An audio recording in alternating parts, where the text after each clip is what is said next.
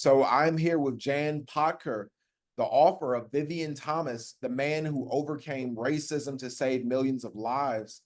How are you doing today? I am great. Happy to be with you. And may I hold up the Vivien Thomas book? Yes. That's it. That's it. It's available in paper, hardcover, Barnes and Noble, a bookstore, which is independent, or on Amazon through Kindle. So I wanted it to be in paperback and in Kindle, so it would be less expensive. That's awesome. This is your ninth book. It is. What led you to releasing this biography? Because Vivien Thomas is a fantastic man. No one has really told his full story.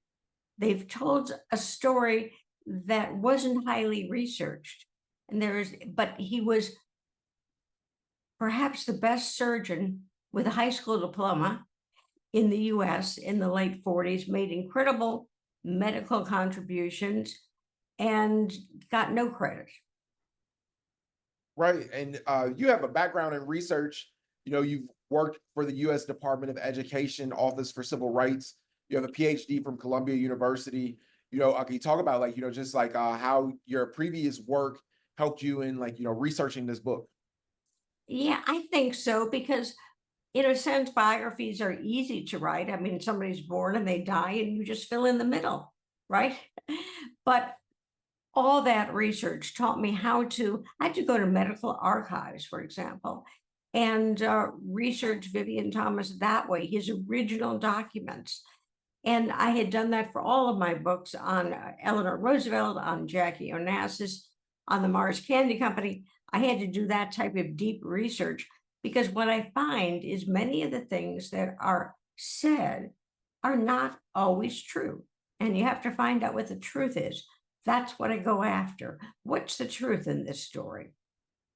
Was there anything there was a common misinformation about Vivien Thomas's life that what was something that you could point to that a lot of people may have thought about him that you were able to prove in your biography? Yes, I think that the main thing was that people believe he received credit during his lifetime for his work, and he really didn't. The man was defined, unfortunately, he was born in 1910. Let's start there. Born in Louisiana, ambitious parents. Uh, they moved to Nashville so their kids could have something better than Louisiana. And he became a lab worker and worked for Vanderbilt and Hopkins universities. And he did receive some credit for them, but it never resulted in a pay raise and a salary. There were just so many ways that no one has been truthful about him. And I found in one of the archives a manuscript that he had censored. He had written about his life. He had censored it, but he left in the comments that he took out of the book, like no white editor is going to want to publish a book where a Black man says he did the surgeries, that type of thing. So I found there was much more sorrow in his life than I would have liked there to be. Right, because during that particular time, it was very common for white physicians to take credit for Black people's accomplishments. And this went across fields. I think about the Colonel Sanders story, when he took credit for the chicken, and he had can you talk about as far as the difficulty of being a Black physician and getting credit for his work? That's right. And look at this, Mr. Thomas, brilliant man, good with his hands, could make anything. But he was only a high school graduate. He went to a wonderful high school in Nashville called Pearl. Everybody in Nashville knows Pearl High School. It was segregated, but it was a great academically. And people look down on that. They think, well, he only had a high school diploma. How could he have done this? Well, he was self-taught, and he worked very, very hard. So he contributed things that help move along heart surgery.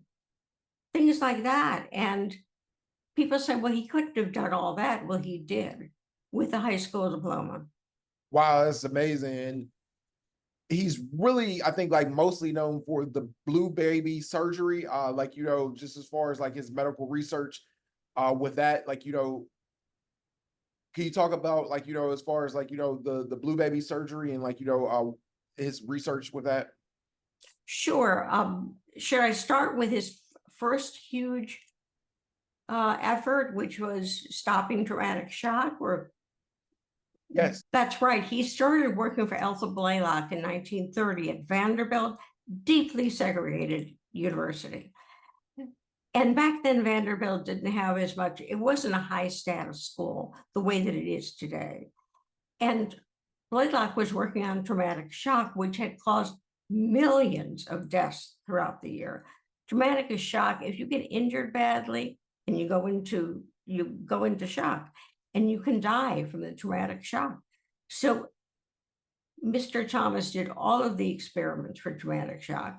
And at the end of World War II, General Patton said, the one thing that helped us beat the Germans was the solution for traumatic shock, which is incredible, incredible. So after that, he went on to go to a meeting with Helen Taussig, who was a pediatrician, and Alfred Blaylock. And Helen Taussig said there were a type of babies called blue babies who didn't get enough oxygen in their body. And she thought there was a surgical solution to this. If the heart was malformed, change the heart so that the blood can get to the lungs can pick up oxygen, and the children can have something to breathe and not be blue all the time and unable to move. Some of them even died. So it was up to Vivien Thomas. He worked with lab dogs, and it took him more than a year just putting a dog into the same state. First, you have to put the dog in the state where he suffers from what you're trying to cure. Then you have to operate on him and try out different things to see how you can solve the problem. And that took him another year. And it was a worldwide story when it became public, but he was never named. What happened was that there had been no surgery on babies before that time. Doctors thought it was impossible. They would just die. And this was the first one. Also, there was no heart surgery. And doctor said, you don't go near the heart. He did both of those things. The surgeon, Dr. Blaylock, conducted surgery with Vivien Thomas standing next to him, directing him. And yet he was never identified. Wow, like, I feel like, Vivien Thomas's story is such a like, incredible story. He fought through racial prejudice. And one of the things I was interested to learn is that he didn't attend college because like, I guess it was during the Great Depression, like his savings was lost because of a bank in Nashville. Yeah, exactly. There was the Depression. Everybody lost jobs. Blacks lost more jobs than whites lost. It's the usual story. And then he had saved money to go to medical school, and his bank crashed, and most of his money was gone. He got about a third of it back. And he married, and he was a very traditional man, thought that he should support his family. He didn't want his wife to work. So that didn't really help because they had 2 children, and here he was working long hours and having to low wages, supporting his family. I mean, how could he go back to college and medical school? It certainly wasn't encouraged by where he worked. They wanted to keep him working and not in school. Definitely. The Man Who Overcame Racism to Save Millions of Lives, Vivien Thomas by Jan Pottker. The book's available like on Barnes and Noble, Amazon. What do you want people to take from the book? That Vivien Thomas was a kind resilient, unbelievably a resilient man. He did have problems with drinking sometimes because he would get depressed over how he was treated and how terribly he was paid. But it's it's a book that will surprise you when you read about what he did and what white people did. His boss was Southern, came from a family of who enslaved people, and just a wonderfully brilliant man. I think you'll be surprised and intrigued and inspired by reading about Vivien Thomas and all that he did. There's been a movie made about his life. It's called Something the Lord Made. It's a 2004 American made for television movie. Like, how accurate do you feel like, that movie is about his life? I mean, I think that's true of a lot of Hollywood biopics, but this one in particular was insulting to him.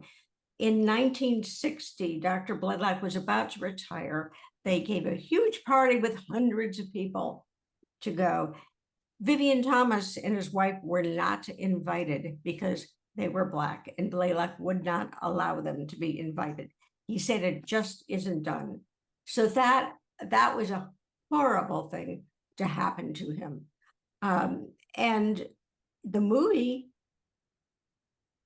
shows that he actually went to the party.